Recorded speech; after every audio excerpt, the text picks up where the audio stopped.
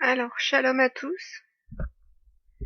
Un nouvel, un nouveau témoignage, donc ici en ce qui concerne l'apostasie, toujours, concernant ceux qui prennent la parole pour la tordre, et notamment faire dire à Paul des choses qu'il n'a jamais voulu dire, pour se justifier de leur nature pécheresse.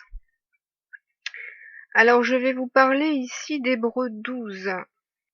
Alors, de nombreux ouvriers de mort et de nombreux pécheurs prennent Hébreux 12 pour en faire une licence pour le péché, pour vous prêcher que un enfant de Dieu pêche encore et c'est normal qu'il pêche. Alors, ces personnes prennent donc Hébreux 12, le verset 4, pour se justifier de cela.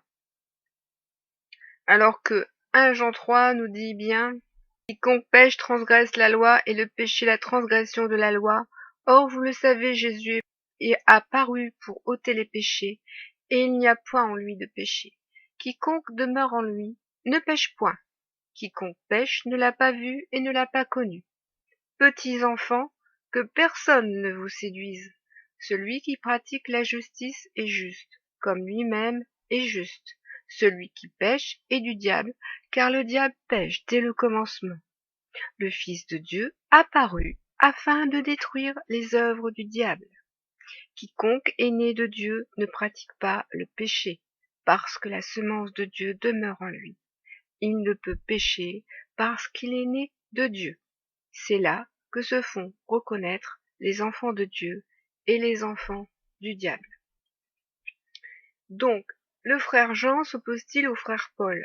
Absolument pas. Alors déjà, il faut reprendre tout le texte et ne pas extraire un seul verset. Et nous allons voir ensuite qu'en est-il en ce qui concerne le châtiment de Dieu, énoncé en Hébreux 12. Est-ce qu'il concerne les pécheurs? Vous allez voir que non, je vais vous l'expliquer. Hébreux 12 commence par: nous donc aussi, puisque nous sommes environnés d'une si grande nuée de témoins, rejetons tout fardeau et le péché qui nous enveloppe si facilement. Il est question de rejeter le péché, pas d'y être soumis. Celui qui est soumis ne peut pas le rejeter, il n'y arrivera pas. Donc là, il est ici question de ceux qui le rejettent, donc ils n'y sont plus soumis. Et courons avec persévérance dans la carrière qui nous est ouverte, ayant les regards sur Jésus Yeshua, le chef de la consommation de la foi, qui, en vue de la joie qui lui a été réservée, a souffert la croix, méprisé l'ignominie, et s'est assis à la droite du trône de Dieu. Considérez, en effet, celui qui a supporté contre sa personne une telle opposition de la part des pécheurs. Il parle d'une opposition, afin que vous ne vous laissiez point l'âme découragée. Vous n'avez pas encore résisté jusqu'au sang en luttant contre le péché. Ce n'est pas parce que nous luttons contre le péché que nous sommes vulnérables au péché, et que nous sommes soumis au péché. Non, nous lui résistons. Parce que votre foi est éprouvée quand vous naissez à nouveau. Le Père veut savoir si vous allez être digne de son nom. Alors ce que Paul nous enseigne donc en Hébreux 12, c'est qu'il parle de ceux qui résistent afin de ne pas se soumettre au péché, mais afin de se soumettre à Dieu.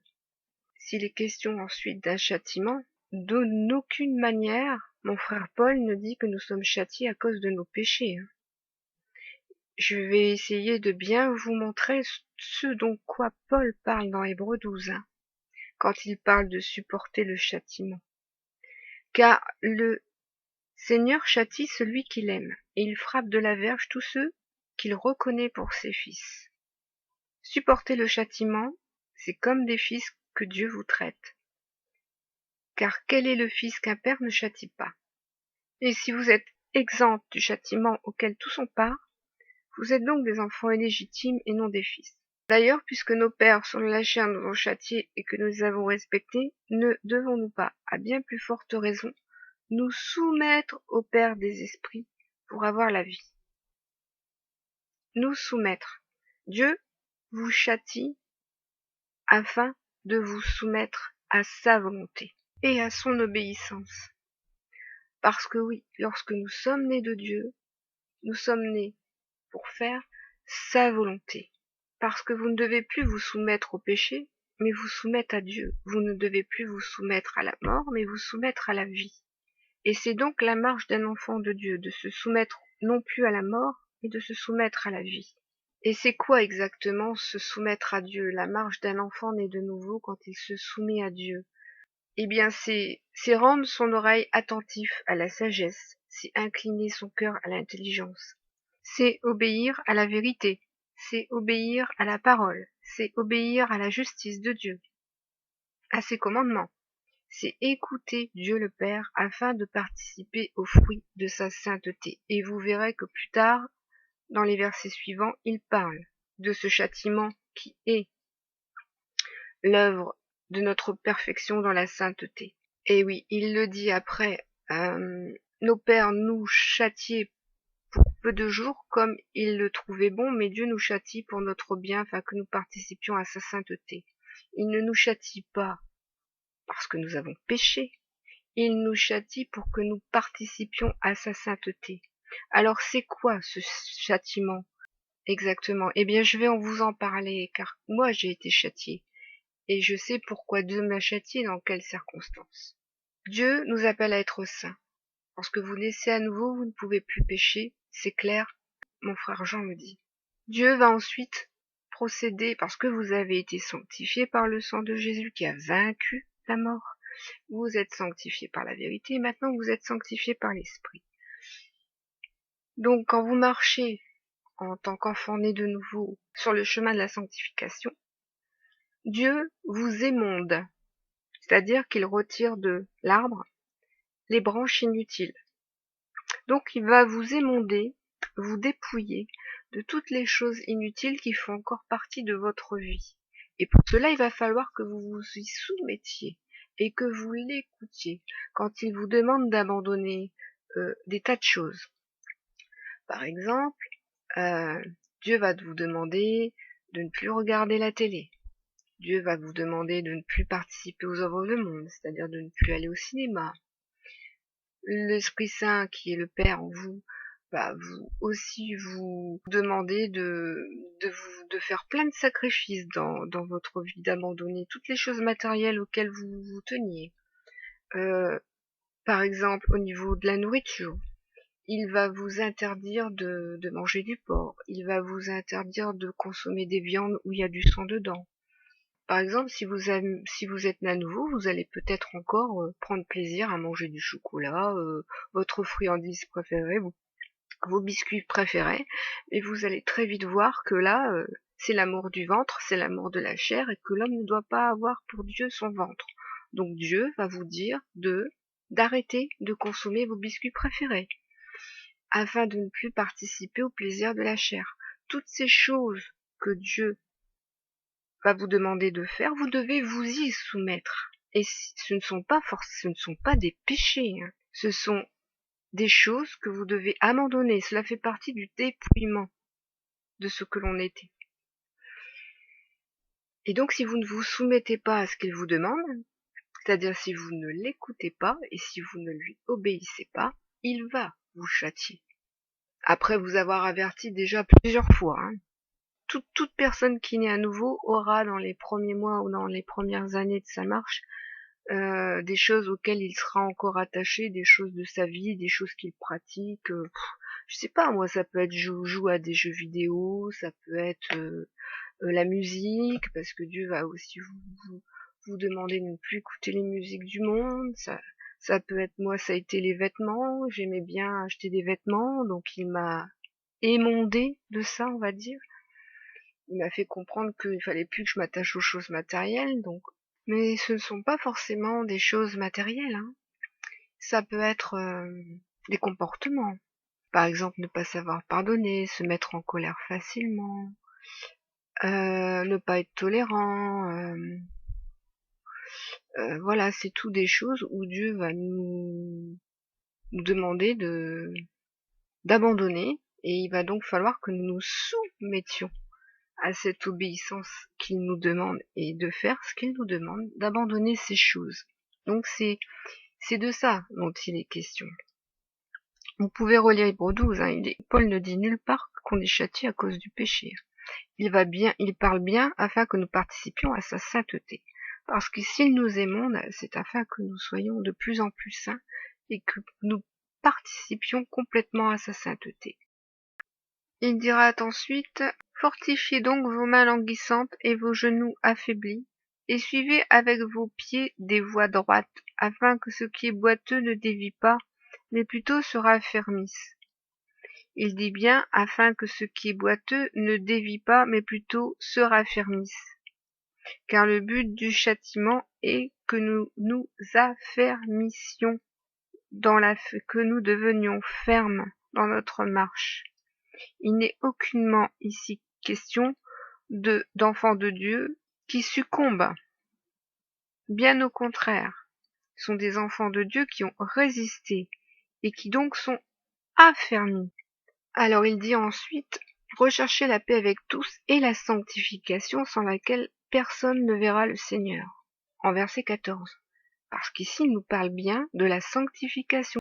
Veillez à ce que nul ne se prive de la grâce de Dieu et à ce qu'aucune racine d'amertume poussant des rejetons ne produise du trouble et que plusieurs n'en soient infectés.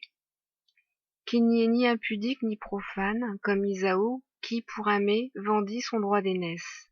Alors là, c'est très important parce que là, il nous parle de Isaou qui vendit son droit d'aînesse. Cela veut dire quoi par rapport à la sanctification?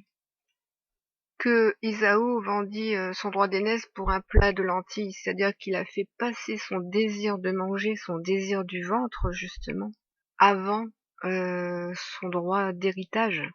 Voilà, c'est un avertissement justement afin que nous ne fassions pas passer la chair avant l'esprit, les désirs de la chair avant l'esprit. Mais l'esprit qui est en nous, l'Esprit Saint, durant notre sanctification, va émonder cette chair. Et il faut que nous obéissions. Justement, Paul parle des premiers-nés, l'assemblée des premiers-nés inscrits dans les cieux.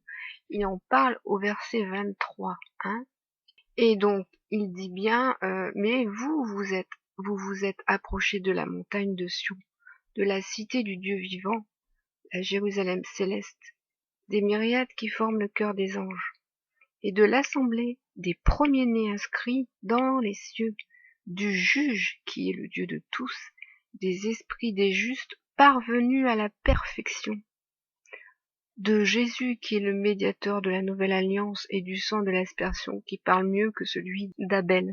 Là, il parle bien de la sanctification des esprits des justes parvenus à la perfection. Dieu nous appelle à la perfection par la sanctification. Et il dira bien ensuite, gardez-vous de refuser d'entendre celui qui parle. Car si ceux-là n'ont pas échappé qui refusèrent d'entendre celui qui publiait les oracles de la terre, combien moins échapperons-nous si nous nous détournons de celui qui parle du haut des cieux?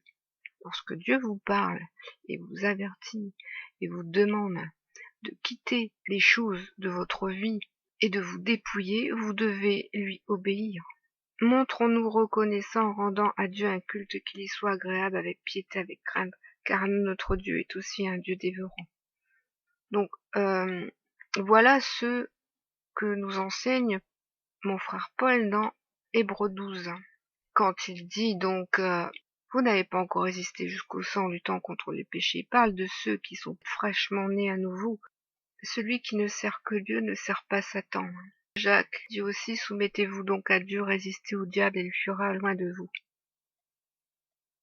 C'est cela, le véritable combat, se soumettre à Dieu et résister au diable. Résister ne veut pas dire succomber au péché.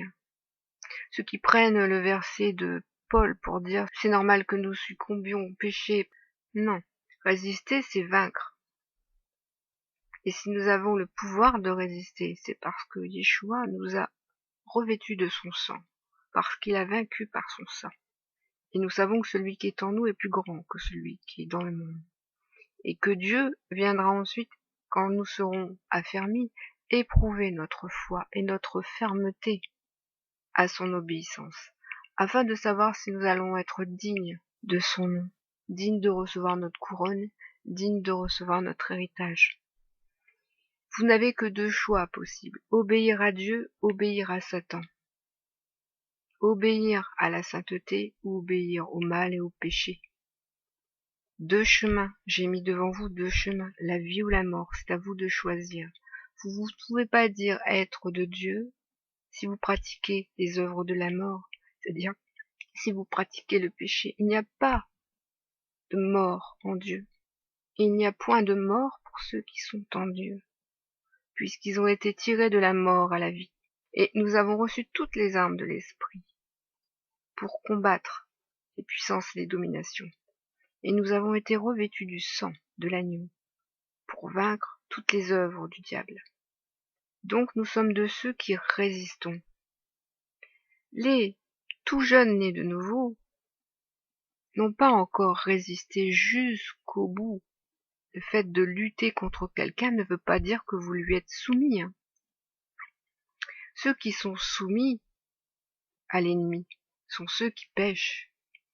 Ceux qui sont soumis à Dieu sont ceux qui luttent contre le péché et ne pêchent plus. Voilà ce qu'est la vérité que vous devez entendre. Voilà ce qu'est la véritable vérité de ce que veut dire mon frère Paul et de ce que je vous donne en témoignage, en tant que moi, personne née à nouveau, ayant été sanctifié par le sang, sanctifié par la vérité et sanctifié par l'esprit. Depuis que je suis né à nouveau, je ne pêche plus. Il est impossible de pécher volontairement après que nous soyons nés à nouveau. C'est violer le sang de l'alliance. Alors je vais vous reciter Romains 10, à partir de verset 26, car si nous péchons volontairement après avoir reçu la connaissance de la vérité c'est Yeshua, avoir connu Yeshua, il ne reste plus de sacrifice pour les péchés. Il ne reste plus de sacrifice pour les péchés, mais une attente terrible du jugement et l'ardeur d'un feu qui dévorera les rebelles. Celui qui a violé la loi de Moïse meurt sans miséricorde, sur la déposition de 2 ou de 3 témoins. De quel pire châtiment pensez-vous que sera jugé digne? Celui qui aura foulé aux pieds le Fils de Dieu, qui aura tenu pour profane le sang de l'alliance, par lequel il a été sanctifié, qui aura outragé l'Esprit de la grâce? C'est une chose terrible que de tomber entre les mains du Dieu vivant. Non, nous ne pouvons pas pécher volontairement, après être passé à la croix, après être né à nouveau, après avoir reçu la connaissance de la vérité, après avoir été sanctifié par le sang de Yeshua, et après avoir reçu l'Esprit de la grâce. Non. Mon frère Paul est très clair sur le sujet. Donc mon frère Paul ne va pas se contredire ensuite dans Hébreux 12. Non. Dieu nous a appelés à être saints. Paul était saint. Paul, on prenait ses linges, on les posait sur les malades et il guérissait. Parce qu'il sanctifiait même les vêtements qu'il portait. Pensez-vous que le péché puisse habiter dans un tel corps? Non. Donc voilà ce que vous aviez à entendre sur Hébreux 12 et sur la vérité de mon frère Paul, qui était vraiment un témoin d'Yeshua. Que personne ne vous séduise. Comme le dit Jean, petits enfants, que personne ne vous séduise. Celui qui pratique la justice est juste, comme lui-même est juste, c'est-à-dire comme Yeshua lui-même est juste. Celui qui pêche est du diable, car le diable pêche dès le commencement. Qui est né de Dieu ne pratique pas le péché, parce que la semence demeure en lui, et il résiste contre le péché. Et il ne peut pécher parce qu'il est né de Dieu. Soyez tous bénis, et soyez saints.